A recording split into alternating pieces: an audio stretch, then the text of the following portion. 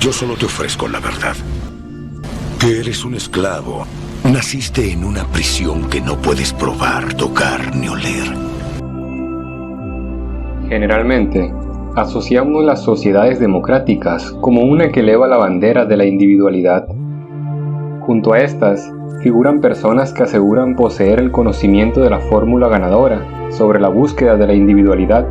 Nos referimos a aquellas que hablan con una autoridad que pareciera ser dada por Neptuno. Invitan a cubrir su cuota de honorarios para guiarnos hacia el insondable abismo de nuestro ser y descubrir nuestro gigante interior. Pero, ¿por qué recurrimos a estos gurús? En primer lugar, es tal el deseo desesperado por individualizarnos, desesperación que es en parte producto de la presión social.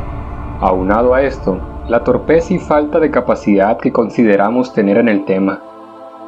No importa cuánto nos hayamos esforzado antes, no logramos descifrar lo que esa vocecita interior nos dice. Por consecuencia, surgen incontables gurús ofertando como respuesta a la demanda de esta aglomeración desesperanzada.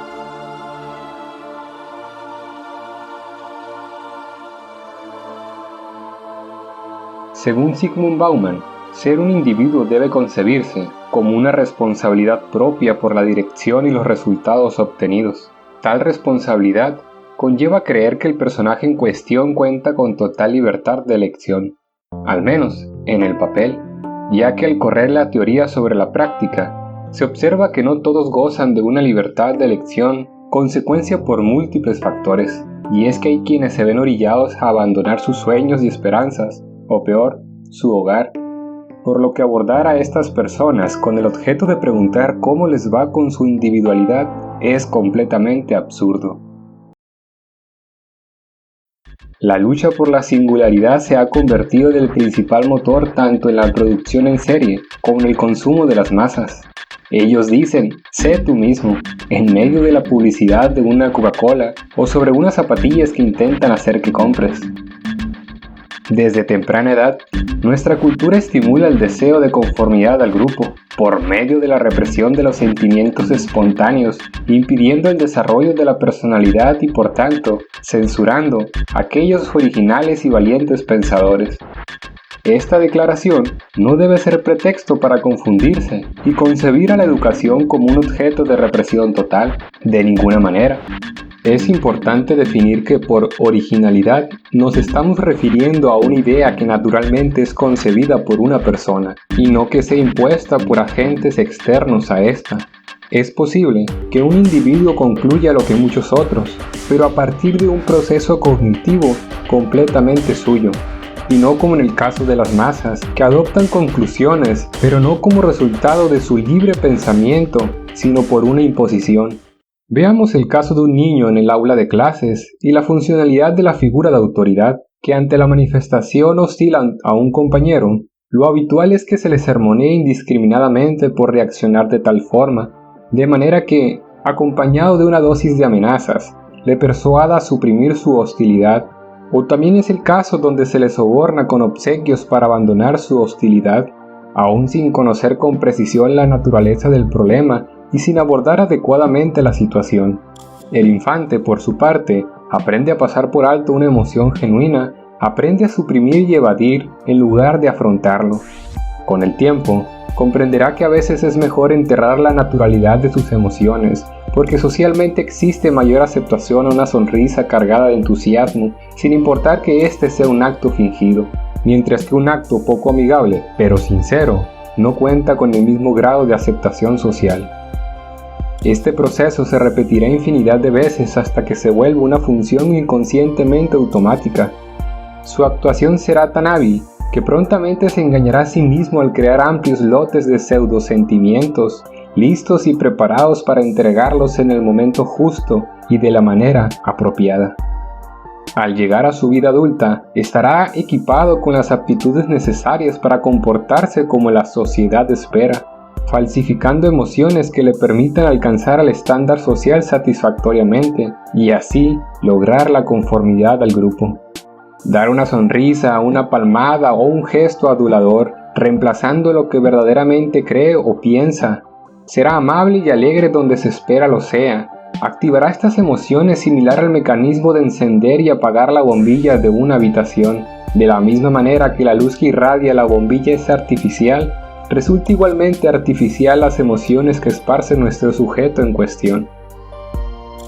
En un video anterior presentamos que la sociedad está hundida en los placeres de los estados orgiásticos. Acá debemos enfatizar que la sociedad está hundida en la producción de pseudoemociones. Al tiempo, termina por enterrar la originalidad y espontaneidad de la individualidad. Y una vez suprimidas las emociones, acallar los pensamientos no resulta una tarea tan complicada, debido a que los medios de comunicación juegan su papel excepcionalmente, para hacernos creer que nuestra capacidad de pensar es altamente limitada. Por tanto, debemos ceder el juicio y raciocinio a quienes sí están adiestrados. ¿Cómo ocurre este proceso? Nuevamente hay que remontarse a la formación básica. Años y años aglomerando infinidad de nombres, fechas, datos generales, pero sin un espacio y tiempo real para reflexionar a la importancia que tienen esta información y su relación en sí. Lo que ocasiona que acumulemos datos desde una perspectiva parecen solo hechos aislados. Sin la facultad de razonamiento, ¿de qué sirve la información? Erróneamente, llamamos a este proceso aprendizaje, cuando lo que hacemos es solamente memorizar. Transcurrido este tiempo, todos estos años, creyendo que aprendemos, hasta que llega el momento de poner a prueba nuestras facultades de razonamiento y, ¿qué creen? Nos topamos con la cruda y dura realidad de que nos resulta sumamente difícil razonar, por lo que la mayoría optamos por el camino fácil y abortamos.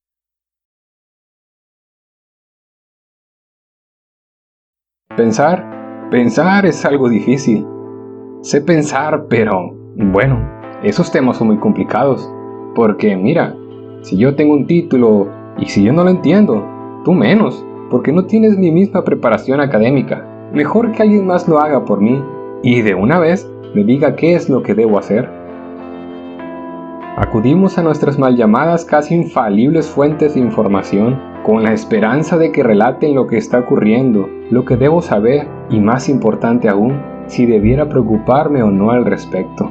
Y esto en medio de incontables cortes comerciales o marcas patrocinadoras, pues tras narrar los hechos desafortunados de un ataque bomba ocurrido en las afueras de un evento, en donde decenas fallecieron y cientos fueron heridos, somos abruptamente interrumpidos por la marca de aceite que brinda mayor rendimiento, o por aquella bebida refrescante que me hará sobresalir entre el grupo juvenil, o simplemente para informarme sobre el día y la hora del evento deportivo más relevante del año. Todo esto en medio de una trágica noticia, y es que en esta desintegración de los hechos, ¿no es verdad que solemos acompañar en una sincronía casi perfecta la insinuante voz y la conducción elegante y autoritaria del presentador? Como si casi nos volviéramos uno solo. Nos mantenemos con un nivel de atención considerable, como si parcialmente cediéramos el mando, con el propósito de conectar vívidamente con la noticia, para luego ser inducidos a comprar cierto producto o simplemente simpatizar con algún patrocinador oficial del programa que el presentador sugiere. Situación que es absurdo, debido a que el moderador ahora debe tornarse más amigable y enérgico para hablar de cierta marca o producto. ¿Dónde quedaron las emociones y la seriedad previamente impresas en la noticia? ¿Acaso solo fingía indignación y preocupación? Si esto es así, ¿será posible que también mis emociones y sentimientos fueran un engaño? Cuidado, porque al exponernos continuamente a eventos desafortunados, corremos el riesgo de perder parte de nuestra sensibilidad, adicional a la innecesaria desintegración de la noticia previamente mencionada, ya que de esta forma, nuestras emociones y capacidad de juicio crítico con el tiempo se ven dificultados. Nuestra actitud ante lo que ocurre con el mundo se trastorna en un estado de indiferencia, perdiendo así nuestra capacidad de asombro e indignación. Muchos se encuentran en este estado, solo que no lo pueden ver, ya que se permiten sentir emociones, pero inducidas por tal presentador, o algunos otros se esfuerzan y fingen sentir emociones, simplemente para acompañar a la noticia, ya que eso es lo que socialmente se espera, empatizar con la desgracia ajena, si no eres un desgraciado, un insensible. Aunado a estos impedimentos que entorpecen el libre pensamiento, se suma la fatídica y reinante idea de que todo es relativo.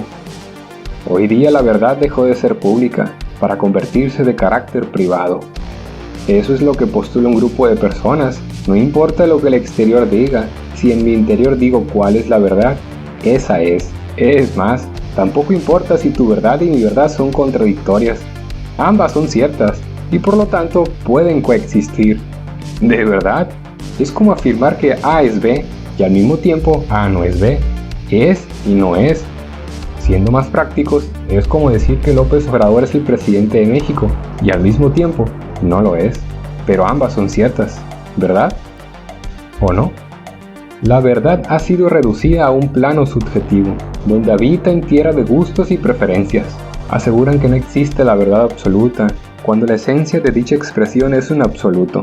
Ahora bien, en una modernidad donde la verdad no es posible obtener o alcanzar, o cuando ésta es presentada se le desacredita y desvirtúa indiscriminadamente, o peor aún, se le persigue a quienes buscan la verdad. Si se les censura a quienes buscan y defienden la verdad, ¿por qué habría de preocuparnos en conocer la verdad si los valores cambian continuamente y a conveniencia? Por lo cual, este también es un impedimento que debe ser considerado, un factor condicionante a la hora de pensar en motivos que limitan el razonamiento original. Una vez explorados los motivos por los cuales el hombre actual no posee emociones ni pensamientos propios, también es importante decir que la voluntad se ve impedida, ya que la palabra emoción proviene de movimiento y la palabra pensamiento da lugar al conocimiento. Lo que arroja podría ser lo siguiente: ¿cómo y por qué habría de existir una voluntad propia si no existe un móvil genuino, ni siquiera sabe vagamente lo que podría hacer o desear? Muchas personas entusiastas por concretar deseos y objetivos, sin estar completamente seguros si son motivaciones propias, no se detienen a pensar si lo que persiguen es suyo o inducido. Por supuesto que permitirse considerar este asunto no es un tema menor, sino lo contrario. Es inevitable conmoverse y ser despertado hacia una ascendente incomodidad, pues dudar de algo tan sustancial es como si se le llevara a dudar de su identidad misma. Además, no es algo que todo mundo está haciendo. Todos persiguen metas, todos corriendo hacia la autorrealización, todos siendo individuales. Claro está, siempre y cuando sean como los demás o como las normas establecidas. Tan distintos como sea posible, pero sin violentar las normas socialmente impuestas. En algún tiempo, poco después de la Reforma Protestante, el concepto de igualdad era entendida y defendida como el respeto y aceptación hacia las diferencias individuales, que aunque todos somos diferentes, todos somos uno. Así que las interacciones fluían sin importar qué tan diferentes era uno del otro. Las décadas avanzaron y en un tiempo se origina la idea de que una condicionante elemental para el desarrollo de la individualidad es la igualdad, ya que se interpretaba como la abolición misma de la explotación. La igualdad impidió que el hombre fuera un medio, un instrumento para cumplir un fin. Pasados unos siglos más, ni lo que profesaron los creyentes, ni lo defendido por los filósofos, terminó por adoptar el siglo presente, ya que para nuestra sociedad capitalista, la igualdad es concebida como la eliminación de las diferencias. Y esto lo podemos ver en nuestros más recientes movimientos sociales, pues se pretende eliminar aquellas características que distinguen a la mujer de un hombre, pretendiendo que por medio de esto, se alcance la anhelada, y hay que decirlo también, necesaria igualdad. Pero hay algo que debería preocupar y mantener ocupado el pensamiento de los hombres. Se trata de esa uniformidad indiscriminada que impera en la sociedad global. Una estandarización disfrazada de igualdad, todos iguales, todos idénticos, sin diferencias ni distintivos individuales, listos y preparados para obedecer sin ser conscientes. Por medio de sugestiones, se nos hace creer que poseemos de libertad y una individualidad en desarrollo. Desde que nacemos, somos introducidos en un patrón de conformidad. Cuando cumplimos la edad suficiente, se nos entrega al rebaño. Pasamos una vida estudiando, después somos insertados en el mundo laboral, donde la rutina y la monotonía que nos gobernaron durante la preparación académica también está presente en el ambiente profesional, siempre conformándonos a las normas. Debemos ser tolerantes, complacientes con nuestros jefes y compañeros de trabajo, prestos para servir a los clientes y usuarios, dispuestos para trabajar horas extras y también agradecidos de poseer un trabajo que probablemente no nos satisface, pero al menos nos otorga la libertad financiera. ¿O no? Bueno, quienes sí, pueden intercambiar esas 8, 10, 12 o 15 horas de trabajo diario para autocomplacerse con compras que impulsará su yo.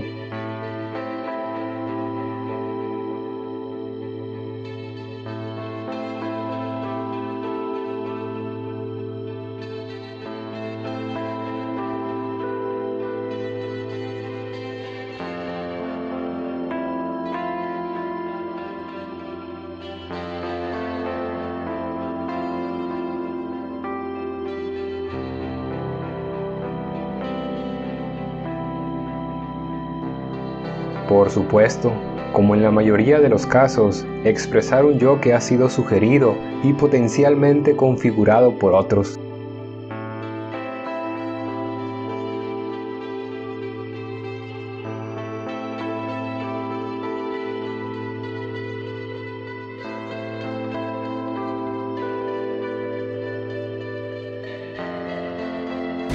¿Crees en el destino, Neo? No. ¿Por qué no? Viniste por algo que sabes. No puedes explicarlo, pero lo sientes. Es el mundo que han puesto ante tus ojos para que no veas la verdad. Que eres un esclavo, Neo.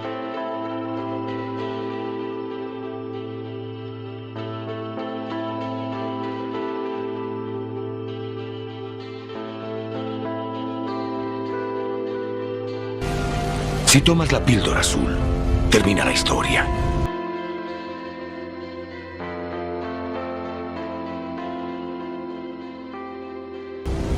Yo solo te ofrezco la verdad. Pero nos hacen creer que decidimos adquirir cierto artículo, comprar una marca o leer cierta novela. Creemos que es idea nuestra pagar por un televisor o esa joya tan preciosa. Concebimos como propio el ir de vacaciones al otro lado del mundo, porque hemos visto un tweet que asegura gente de mi posición social es a donde debe ir a vacacionar. Y dado que conocí a esta chica en esta reciente y popular red social que me recomendó mi youtuber favorito, tomamos la decisión considerando la opinión pública.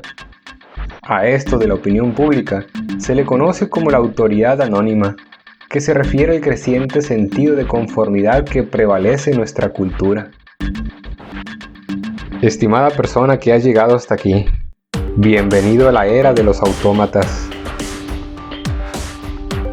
La era de los autómatas figuraba desde un siglo atrás, mientras en dicho tiempo se argumentaba Dios ha muerto. En el presente, el hombre ha muerto. Durante el desarrollo del siglo XIX, la crueldad era una respuesta del ser humano. En el presente se tiene esta dualidad de hambre por aceptación, pero al mismo tiempo un temor al compromiso real y genuino con el prójimo. Las amenazas y preocupaciones del pasado era que los hombres fueran convertidos en esclavos. Hoy, peligrosamente se aproximan a la esclavitud sin saberlo. Tal vez nos equivoquemos, pero dime tú, ¿acaso el robot sabe que es esclavo? ¿Reconoce que es un instrumento para un fin que no es el mismo? Si las predicciones del pasado se han cumplido en el presente, ¿cuáles son las predicciones para el futuro? Erich Fromm considera que el automatismo es una fase anterior al robotismo. Menciona que el autómata jamás experimenta emociones o pensamientos propios, sino que es movido por lo que cree que debe ser. Su naturalidad ha sido sustituida por gestos completamente artificiales. Finalmente, el autómata es reducido a la superficialidad de lo que pudo ser.